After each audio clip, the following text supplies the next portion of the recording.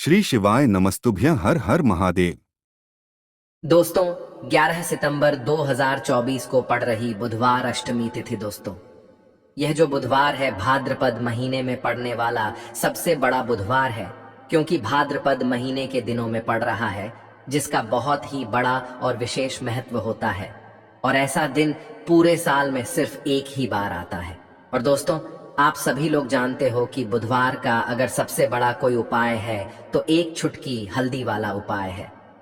11 सितंबर बुधवार के दिन बुद्ध अष्टमी, दुर्वाष्टमी और राधा अष्टमी पड़ रही है, जिससे इस दिन का महत्व और भी अधिक बढ़ जाता है।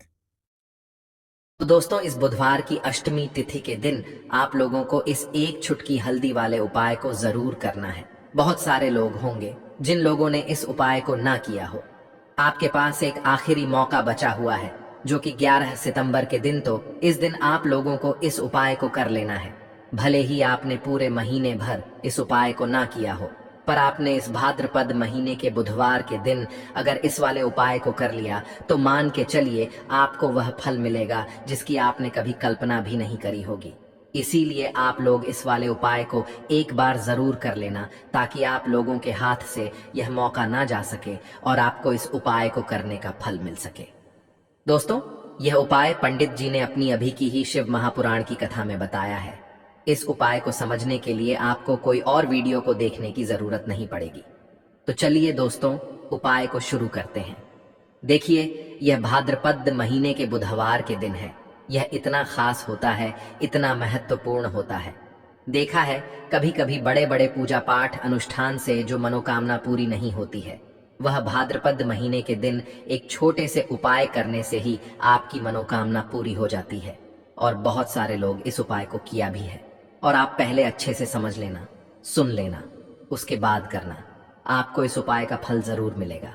और इस उपाय को कर लेने से आपके घर में चाहे किसी भी तरह की दुख और समस्या क्यों ना चल रही हो, आपको उसका कारण भी नहीं पता है कि दोस्तों यह समस्या किस कारण से चल रही है। उसका कुछ भी कारण हो सकता है, जैसे पितृदोष हो सकता है या किसी भी तरह का मंगल दोष भी हो सकता है।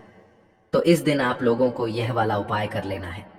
यह एक ऐसा उपाय है जिस उपाय को अगर किसी विशेष दिन पर किया जाए तो दोस्तों उस विशेष दिन का जो लाभ है वह तो हमें मिलता ही मिलता है, पर हमने उस दिन पर इस उपाय को किया है तो हमें उससे भी बड़ा फल मिलता है, और फल बहुत जल्दी मिलता है, क्योंकि आप इस उपाय को बहुत ही बड़े और विशेष दिन पर कर रहे हो। तो चलिए अब बात करते हैं दोस्तों, इस हल्दी वाले उपाय को हमें इस बुधवार दिन कैसे करना है, किसको करना है, किस समय करना है और कहां पर करना है। ये सारे सवालों के जवाब आपको इस वीडियो में मिल जाएंगे। और जो ये वीडियो देखेगा दोस्तों, उसको एक छुटकी हल्दी वाला उपाय जरूर करना चाहिए, क्योंकि इस दिन हल्दी का भी बहुत ही बड़ा और विशेष महत्व होता है। और जब बात आ जाए हल्दी के उपाय की, तो यह सोने पर सुहागा वाली बात हो जाती है, और यह एक बहुत ही बड़ा उपाय हो जाता है। इस भाद्रपद बुधवार की दिन छुटकी हल्दी वाले उपाय को आखिर करना किसको करना है, सबसे पहले हम लोग वह बात जान लेते हैं। तो देखो, घर की जो बड़ी माताएं बहनें होती हैं, उन माताओं बहनों में से कोई भी एक बड़ी माता बहन इस वाले उपाय को कर सकती है। और दोस्तों, अगर आप चाहें तो अपने घर में से सभी सदस्यों को भी इस उपाय को करवा सकते हैं। अगर किसी व्यक्ति की खुद की कोई मनोकामना है, खुद की कोई दुख और परेशानी है जो कि वह अपने लिए ही करना चाहता है इस वाले उपाय को, तो वह खुद अपने लिए भी कर सकता है। बाकी अगर कोई घर में से ऐसा है जो कि अपने पूरे घर परिवार की सुख और शांति के लिए यह वाला उपाय करना चाहता है, तो दोस्तों वह भी कर सकता है। उसमें भी कोई दिक्कत वाली बात नहीं है। कहने का मतलब यह है कि इस उपाय को हर एक सदस्य भी कर सकता है, और पूरे घर परिवार के सदस्य के लिए घर की बड़ी माताओं बहनों में से कोई एक माता बहन भी कर सकती है।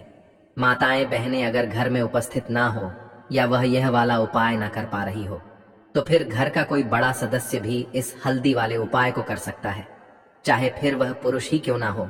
उसमें कोई भी दिक्कत वाली बात नहीं है। अब दोस्तों, इस हल्दी वाले उपाय को हमें करना कहां पर है। हमें इसे घर के मंदिर और तुलसी के किनारे में जाकर करना है।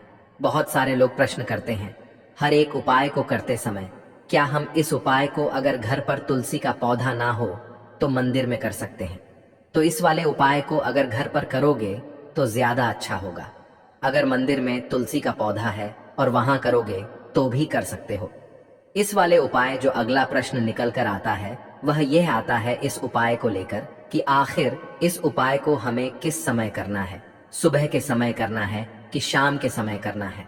तो देखो, इस वाले उपाय को आप लोग सुबह के समय भी कर सकते हो और शाम के समय प्रदोष काल में भी कर सकते हो। अब अगर आप पूछो कि दोस्तों सबसे उत्तम समय कौन सा रहेगा इस एक छुटकी हल्दी वाले उपाय को करने का, तो हम आपसे बस यही कहेंगे कि इस उपाय को आप शाम के समय करेंगे तो ज्यादा बेहतर होगा। बाकी अगर सुबह के समय भी करेंगे तो भी अच्छा होगा, उसमें कोई भी दिक्कत वाली बात नहीं है।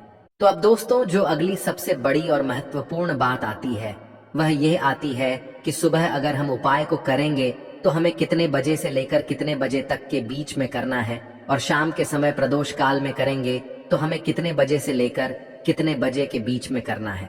तो देखो, सुबह 10 या 11 बजे तक भी आप उपाय कर लेना, पर 12 बजे से ज्यादा देरी ना हो, ठीक है? इस बात का ध्यान रखना। उसके बाद में दोस्तों अगर शाम के समय प्रदोष काल की बात करें, प्रदोष काल का जो समय है होता है वह शाम के 6 बजे से शुरू हो जाता है, मतलब शाम के 8 बजे के बीच का जो समय होता है यह समय प्रदोष काल का समय होता है। पर अभी जो मौसम चल रहा है इस मौसम में जो है शाम बहुत देर होती है, तो आप इस उपाय को 6 या 8 बजे के बीच में भी कर सकते हो।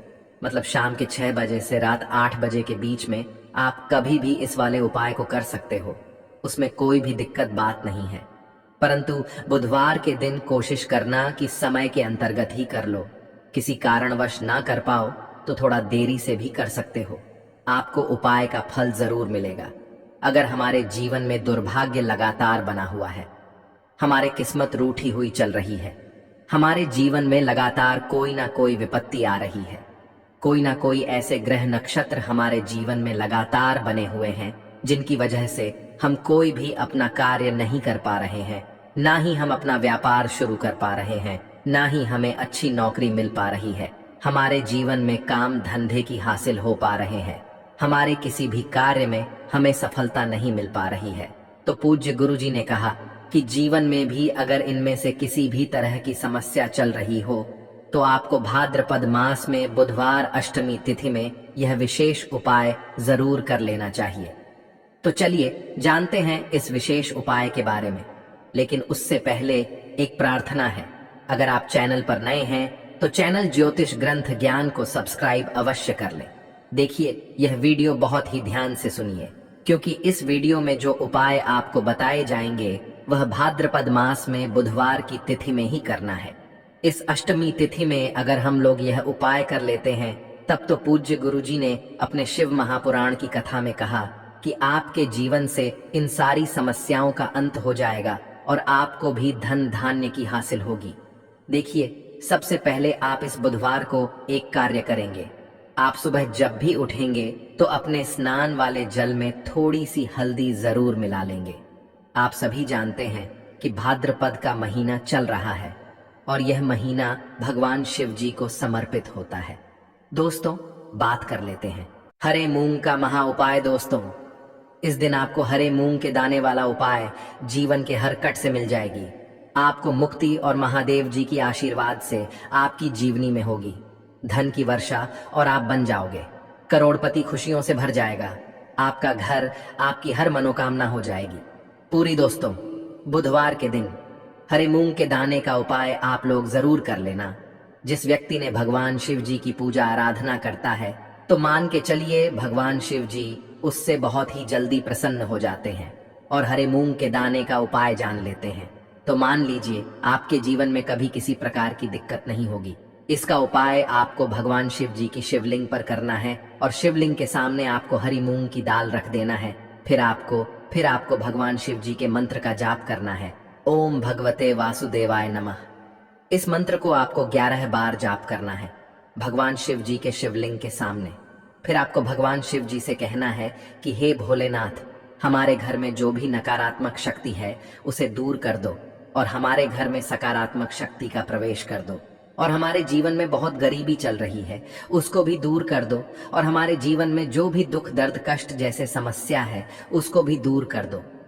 हर तरह की समस्या को दूर कर दो। आपसे यह प्रार्थना है, भोलेनाथ का आशीर्वाद आप पर बना रहेगा। वीडियो पसंद आया है तो इसे ज़्यादा से ज़्यादा लाइक कीजिएगा, शेयर कीजिएगा और कमेंट बॉक्स में हर हर महादेव अवश्य लिखिएगा। चैनल पर नए आए हैं, चैनल को सब्सक्राइब जरूर कर लीजिएगा। मिलते हैं नई वीडियो के साथ। श्री शिवाय नमस्तुभ्य। हर हर महादेव।